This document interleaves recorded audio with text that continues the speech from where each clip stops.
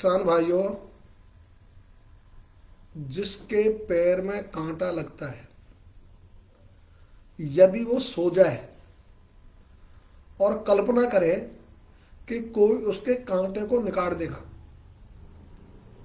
तो ये थोती कल्पना है।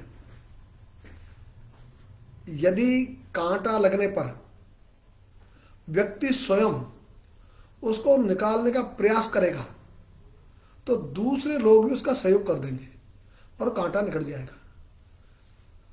तो स्वयं को प्रयास करने पड़ते हैं।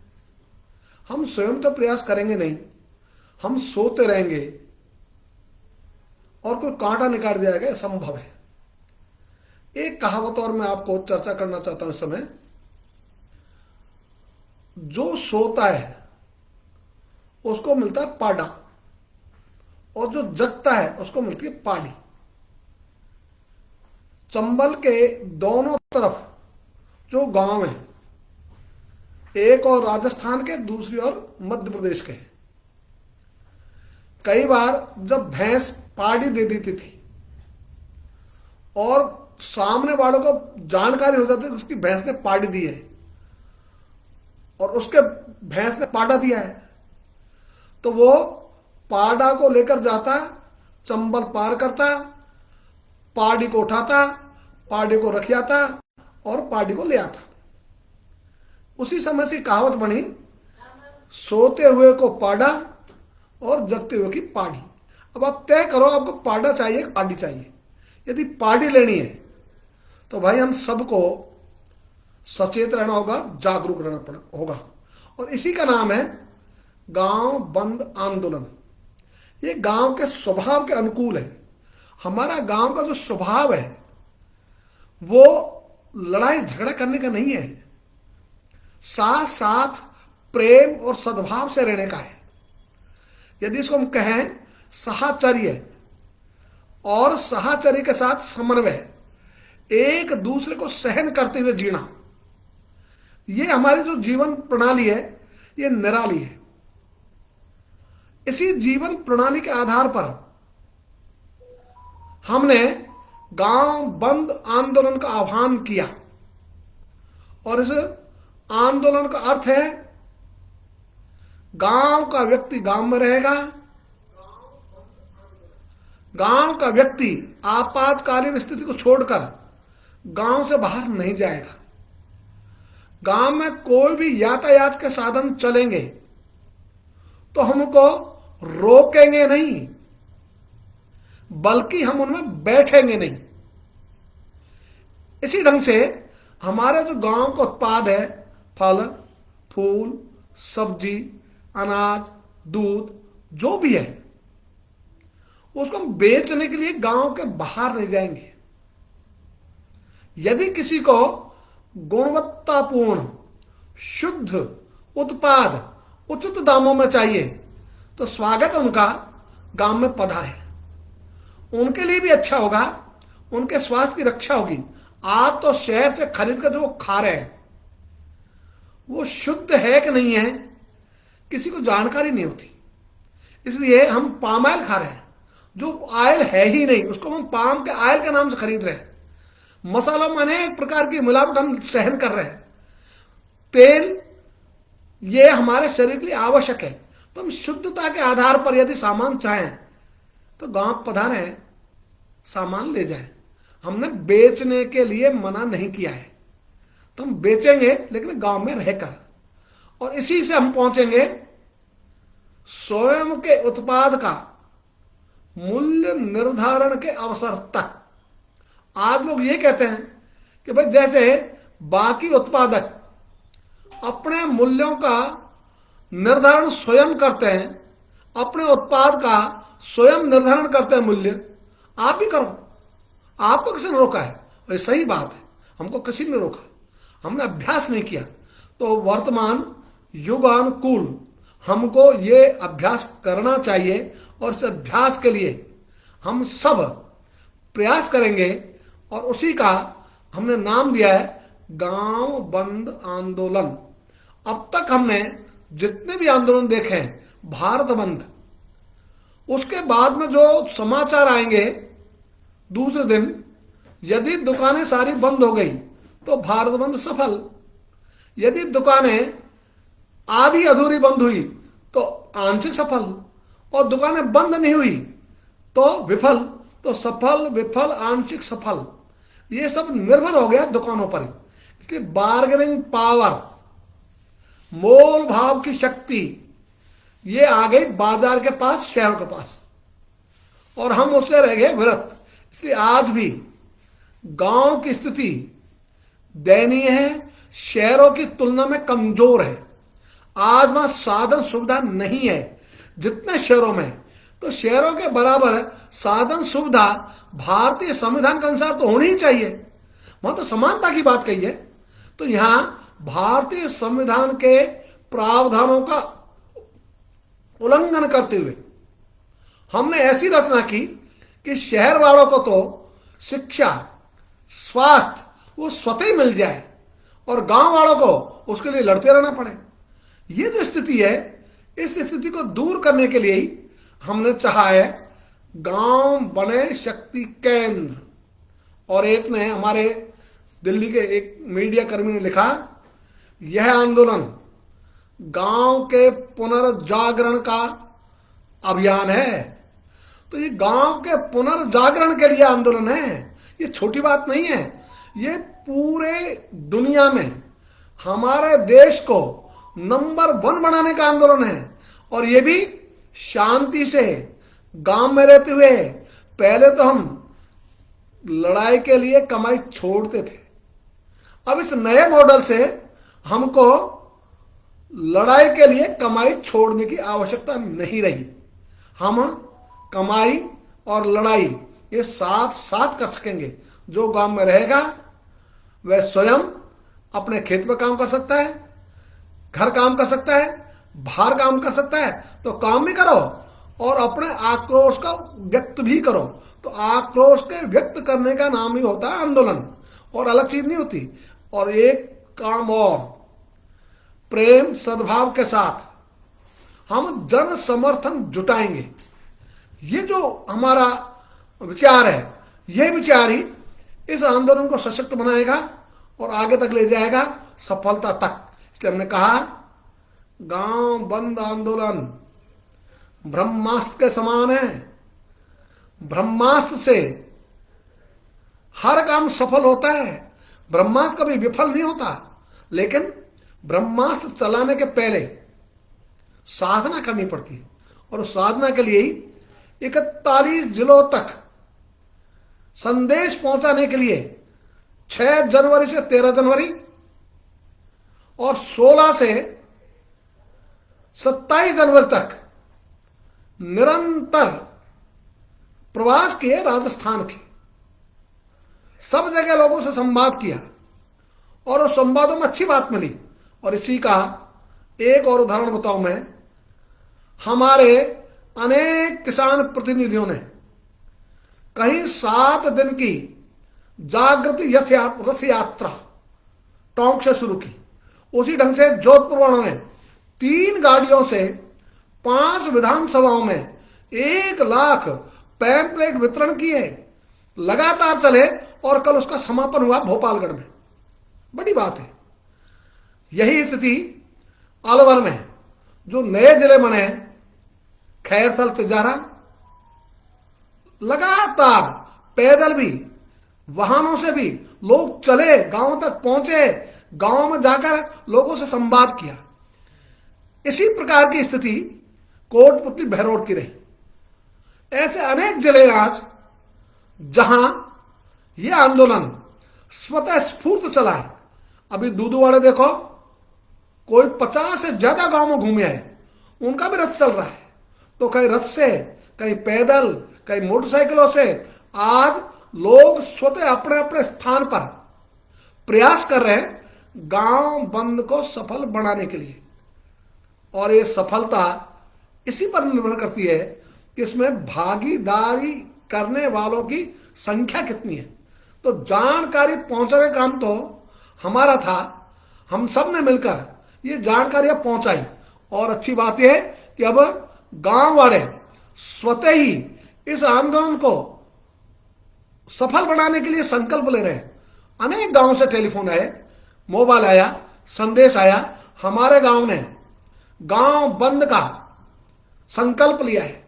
हमने तय किया है कि हम 29 जनवरी को बाहर नहीं जाएंगे, अपना उत्पाद बेचने के लिए बाहर नहीं ले जाएंगे। ये तो स्वतः स्फूर्त आंदोलन है, इसी में ताकत होती है।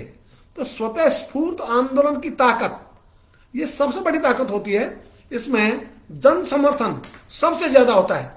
तो जन समर्थन जुटाना यही आंदोलन की सबसे बड़ी सफलता है। और इसी के लिए हमने कहा कि जो हमारे परिवार का स्वभाव है, गांव का स्वभाव है, देश का स्वभाव है, उस स्वभाव के अनुकूल ही इस सारे आंदोलन की रचना तैयार की गई है। तो ये जो रचना है, ये हमारे स्वभाव के अनुकूल रचना है।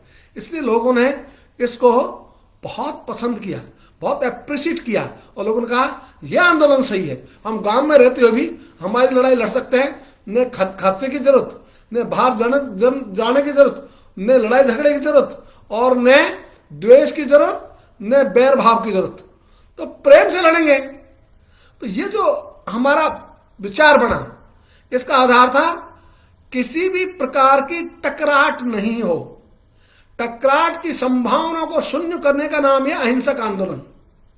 तो अहिंसा का अर्थ यही है, जहां आंदोलन में चाहे आंदोलनकारी की तरफ से हो, चाहे सरकार की तरफ से हो, किसी भी प्रकार की हिंसा नहीं होनी चाहिए। लेकिन सरकार तो हमारे हाथ में नहीं है, हमारे हाथ में तो हम स्वयं का अनुशासन है।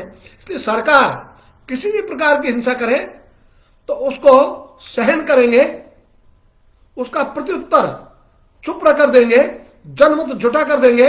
जो बाबू जयप्रकाश नारायण ने 1974 में कहा था, जन समर्थन के आधार पर लड़ाई लड़ेंगे। इसलिए वो चाहे गोली चलाओ, हमारा हाथ नहीं उठेगा। ये जो आंदोलन था, यही आजादी के समय का आंदोलन था। उसी का नाम ग्राम राज की ओर चलने के लिए कहा था। तो ये जो आंदोलन है, इनकी विशेषता यही है कि इन आंदोलनों में किसी भी प्रकार की हिंसा की संभावना नहीं रहती, आपस में टकराट नहीं होता, आपस में लड़ाई झगड़े नहीं होते, और गांव में प्रेम बना रहता है। इस प्रेम का नाम ही गांव बंद आंदोलन है। तो हम न्यूनतम समर्थन मूल्य का कानून भी बनवाएंगे इस आंदोलन के माध्यम से ही। यही आंदोलन वो प्रभावी शक्ति होगा, ब्रह्मास्त्र की तरह, जिसके आधार पर सरकार को कानून बनाना पड़ेगा न्यूनतम समर्थन मूल्य पर खरीद की गारंटी का।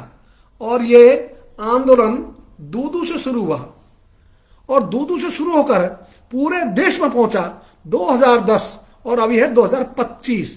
15 वर्ष हो गए। राजस्थान के किसानों ने जो अपनी लड़ाई शुरू की, पूरे देश में पहुंची। ये बहुत बड़ी बात होती है। और आज देश का सबसे ज्वलंत मुद्दा है न्यूनतम समर्थन मूल्य पर खरीद की गारंटी का कानून। और यह कानून राज्य सरकार भी बना सकती है, केंद्र सरकार भी बना सकती है, और अच्छा तो यह दोनों मिलकर बनाओ। और जैसे राजस्थान में तो अभी डबल इंजन सरकार है ना, तो दोनों मिलकर बना दो। इससे बढ़िया बात क्या होगी? तो इससे जो बढ़िया बात है वो यही है कि हम दोनों सरकारें मिलकर, उसी ढंग से सारी पार्टियां मिलकर ये कानून बनाए। अभी हमने कई बार देखा है, जब एमएलए एमपीओ के वेतन भत्तों के बिल आते हैं, तो सारे दलों के लोग मिलकर ताली बजाकर उन बिलों को पारित कर देते हैं सदनों में। तो जब वो बिल पारित हो जाते हैं सदनों में, तो भाई एमएसपी का कानून क्यों नहीं? इसके लिए भी सारे दल एक हो जाओ। तो किसान के हित का अर्थ है देश का हित, किसान की समृद्धि का अर्थ है देश की समृद्धि। और हमने लगातार नारा दिया है, इस आंदोलन में उद्घोष दिया है, खेत को पानी, फसल को दाम। यदि दो चीज हो गई तो किसान ऋण मांगने वाला नहीं रहेगा, ऋण देने वाला बन जाएगा। और जिस दिन किसान ऋण देने वाला बनेगा, उस दिन देश के ललाट से किसानों की आत्महत्याओं का कलंक धुल जाएगा। हमारा देश विश्व में आर्थिक रूप से प्रथम स्थान पर आ जाएगा। इसके लिए आंदोलन है। तो हम स्वयं के लिए भी लड़ रहे हैं, लेकिन स्वयं के साथ हम देश की समृद्धि के लिए भी काम कर रहे हैं। इसलिए इस देश में सदा से एक धारणा रही, और वो भी स्पष्ट और स्थापित, और वो धारणा है देश की समृद्धि का रास्ता खेत और खलियान के रास्ते से जाता है। तो इस रास्ते पर चलते हुए ही हम देश को समृद्ध बना सकते हैं। किसी के सामने भीख का कटोरा लेकर जाएंगे तो देश समृद्ध नहीं बनेगा। इसलिए जो पूंजी वालों के हाथ जोड़ना, उनका निवेश लाने के लिए हाथ जोड़ना, ये गलत दिशा है। सही दिशा यही है, मूल उत्पादक किसान को करो सशक्त। और अर्थशास्त्र का सिद्धांत है, यदि अधिकतम लोगों की जेब में पैसा आएगा तो मांग बढ़ेगी। मांग बढ़ेगी तो विभिन्न प्रकार के उद्योग धंधे पनपेंगे, उनका उत्पाद होगा, और उस उत्पाद के आधार पर नई नई मांग पैदा होगी। तो मांग और आपूर्ति का चक्र ये हो जाएगा गतिमान। इसके गतिमान होने से ही अर्थचक्र की गति बढ़ती है। तो ये जो अर्थचक्र की गति है, इसको बढ़ाने के लिए तो हम काम कर रहे हैं। तो इसके लिए ये आंदोलन हम सब के लिए महत्वपूर्ण है। और अभी आप लोगों के जो कमेंट्स आ रहे हैं लगातार बहुत अच्छे लग रहे हैं कि निवाई तहसील के सभी गांव बंद में अभियान में शामिल रहेंगे। ऐसे हमारे मेड़ता वाले लगातार लिख रहे हैं जय जवान जय किसान। और भी अनेक जगह से जो ये टिप्पणी आ रही है, ये खास बात है कि लोगों ने इस आंदोलन को मन से स्वीकार किया है। और जो मन से स्वीकार होता है उसी का नाम है स्वतः स्फूर्त आंदोलन। और जब आंदोलन स्वतः स्फूर्त होता है, जनता अपनी पीड़ा को व्यक्त करने के लिए आंदोलन करती है, किसी के कहने से नहीं, उसी आंदोलन में शक्ति होती है। वही आंदोलन सफलता तक पहुंचता है, और ये उसी ढंग का आंदोलन है। इसलिए हम सब मिलकर इस काम में लगे हुए हैं। ये देशभक्ति का काम है, राष्ट्रभक्ति का काम है। जो भी राष्ट्रभक्त है वो तो इस आंदोलन में भागीदार बनेगा ही। इसलिए भागीदार बने, भागीदारी करें, ये भी खास बात है ना। इसलिए हमारे कृष्णा भी लिख रही है गांव बंद आंदोलन में शामिल होने की। तो महिला भी तैयार है ना। तो जब घर की महिलाएं तैयार हो जाए तो भी आंदोलन आगे बढ़ जाता है सफल होने की ओर। और वीरेंद्र जी लिख रहे हैं जय जवान जय किसान। ऐसे अनेकानेक लोग जो अपनी टिप्पणी दे रहे हैं, ये टिप्पणी देना, टिप्पणी लिखना, टिप्पणी प्रेषित करना, यही संकेत करता है कि लोगों ने इस आंदोलन को मन से स्वीकार किया है, इसकी भावना को मन से स्वीकार किया है। और कल का दिन 29 जनवरी ये मील का पत्थर होगा। इसके लिए हम सब कल मिलकर सबका सहयोग लेते हुए स्वयं खड़े होकर इस आंदोलन को सफल बनाएं। गांव का व्यक्ति गांव में रह जाए और बाहर नहीं जाए। यातायात साधनों को रोकने का जरूरत नहीं है, उनमें बैठे नहीं। इसलिए बलदेव जी की भी टिप्पणी फिर आई है। तो ये दूदू विधानसभा क्षेत्र के सभी किसान वर्ग सब इसमें शामिल होंगे। ऐसे ही जो वहां के हमारे गांव है मौजमाबाद तहसील का, उसके हमारे पप्पू नेहरा, वो भी सबसे पहले समर्थन किया। ऋषि मुदगल धौलपुर वाले ने समर्थन किया है। अनेक संगठन, किसान के जो संगठन है, जो भी किसान हितैषी संगठन है, सब इसके लिए खुलकर मैदान में हैं। अभी कल ही जालौर में राजस्थान किसान संघर्ष समिति, जिसका अच्छा काम है, पाली, जालौर, सिरोही, बाड़मेर, बालोतरा में उन्होंने घोषणा की है। और आज भरतपुर से भारतीय किसान यूनियन के प्रदेश अध्यक्ष राजपाल पूने ने घोषणा की है। तो इधर विक्रम सिंह पूनासा जालौर से, इधर राजपाल सिंह पूनिया भरतपुर से, ऐसे अनेक लोग जो हमारे 99 वर्ष की आयु पूरी कर रहे हैं 2 महीने बाद ही, सांसद रहे पंडित रामकृष्ण भरतपुर से, उन्होंने इसका समर्थन किया है। उनके साथ ही काम करने वाले इंदल सिंह और मोहम्मद गुजर, वो भी इसके समर्थन में। हमारे अकबर भाई जो कामा से हैं, वो भी इसके समर्थन में। जो हमारे महासचिव है टोंक से अकबर भाई, वो भी इसके समर्थन में। तो ऐसे पूरे राजस्थान से, उदयपुर से लगातार समाचार आए हैं कि वहां उदयपुर, बांसवाड़ा, डूंगरपुर, सोलुम्बर, सब जिलों में इसका संदेश पहुंचा है। और हमारे जो वहां के संभाग के प्रमुख कार्यकर्ता हैं, मिनारिया जी, सूरजमल जी, वो इसमें सक्रिय हैं। इधर से हमारे शंकरलाल जी अहीर चित्तौड़ से वो सक्रिय हैं। ऐसे अनेक लोग हैं, यदि उनका नाम लेंगे तो लंबी सूची हो जाएगी। और अभी संदेश आ रहा है मनजिंदर सिंह अटवाल का, जो एमएसपी के संबंध में तज्ञता रखते हैं, अच्छी जानकारी रखते हैं। उन्होंने यही लिखा है कि ये बंद रखने के लिए 45,537 गांवों को हम दृढ़ संकल्प है। तो ये जो संकल्प व्यक्त कर रहे हैं, यही खास बात है। इस खास बात को हम सब मिलकर सफल करने में लग रहे हैं। यही इस आंदोलन की एक विशेषता है। तो ये आंदोलन सबको जोड़ने वाला है, अधिकतम जनता को साथ लेने वाला है। और हमने ये भी कहा है कि भाई इसमें उत्पादक और उपभोक्ता दोनों का भला है। इसलिए दीपक शर्मा ने इसको लिखा फुल सपोर्ट। तो दीपक जी, ये जो फुल सपोर्ट है, यही खास बात है।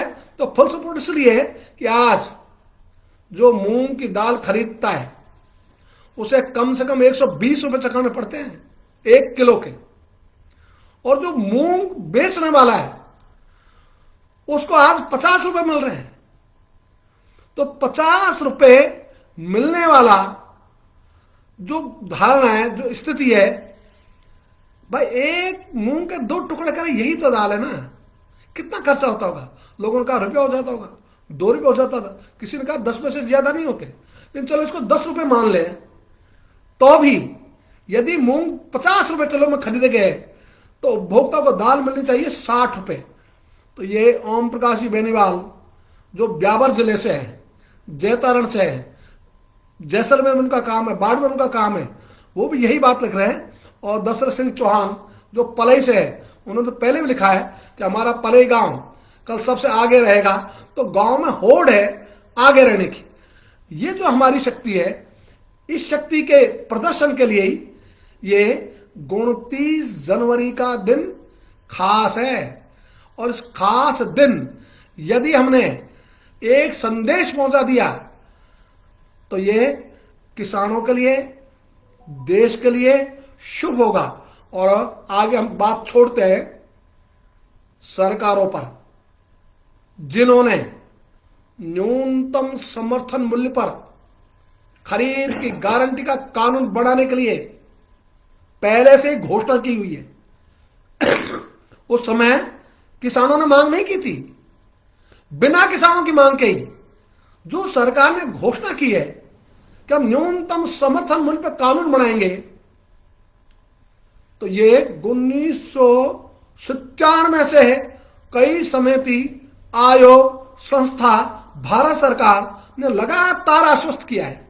और भारत सरकार ने तो संसद में भी पिछले 20 वर्षों में अनेक बार ये कहा है, किसी भी किसान को उसकी उपज घोषित न्यूनतम समर्थन मूल्यों से कम दामों में बेचने को विवश नहीं होने दिया जाएगा।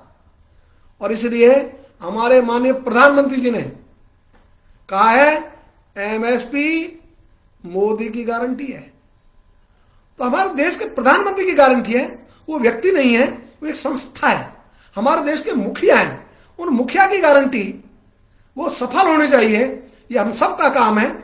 और विशेषकर जो सरकार चला रहे हैं उनका काम ज्यादा है रंगलाल जी, इसलिए उनका जो काम है वो मुख्य बात है।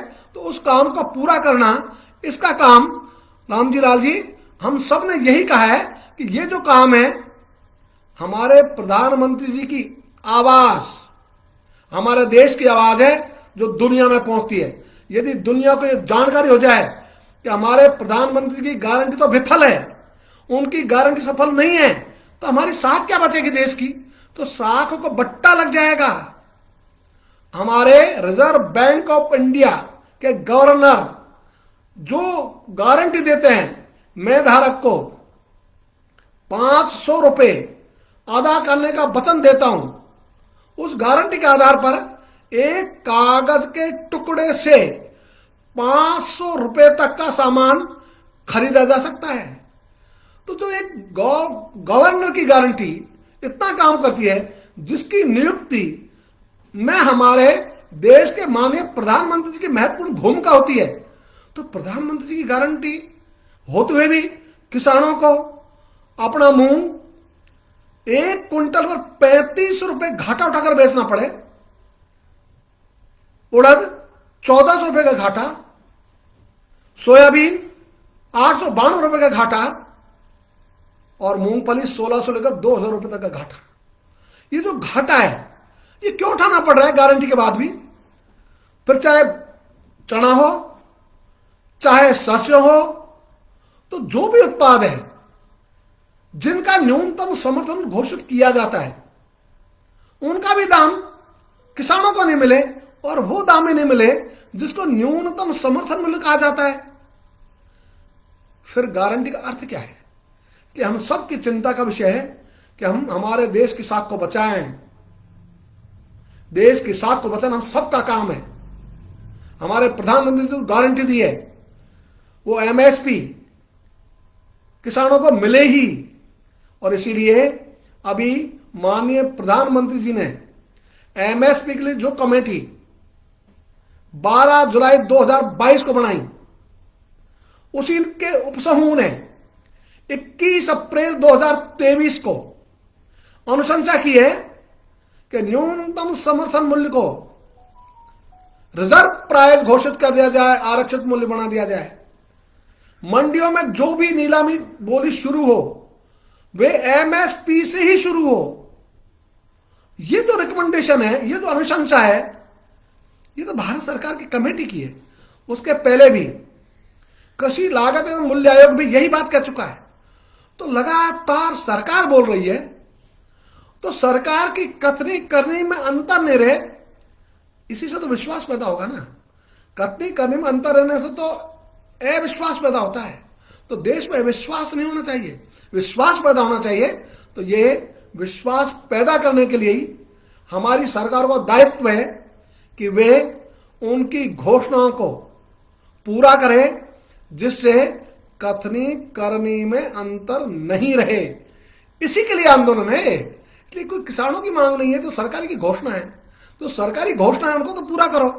तो सरकारी घोषणाओं को पूरा करना ये समाज में सरकार का पहला दायित्व होना चाहिए, क्योंकि उसको समाज ही बनाता है। तो जिस सरकार को समाज ने बनाई है वह सरकार इसे पूरा करे। इसके लिए यह आंदोलन सरकार का ध्यान इस ओर आकर्षित हो, और लड़ाई तो लगातार लड़ रहे हैं, चाहे हरियाणा हो, चाहे पंजाब हो, चाहे केरल हो, महाराष्ट्र हो, बंगाल हो, उड़ीसा हो, और इधर से चाहे बिहार हो। राजस्थान में तो लड़ाई शुरू हुई थी 2010 में, 15 वर्ष पहले।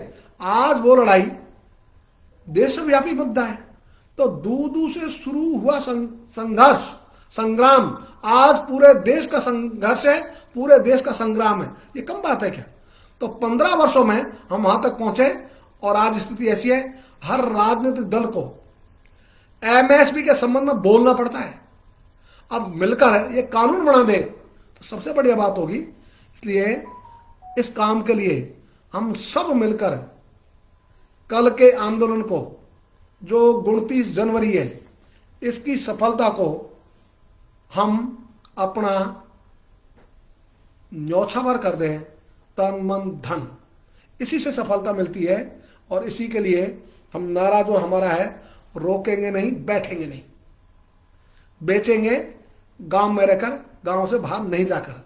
ये छोटी छोटी बातें हैं, तो इन छोटी छोटी बातों के लिए ही हम ये आंदोलन लगातार चलाए हुए हैं और इस आंदोलन को सरकार अनदेखा नहीं करे, अन्यथा किसानों का रोष जो अभी प्रकट हुआ है, अभी तो एक दिन का ये, आगे कितने दिन का होगा ये रणनीति में तय किया जाएगा।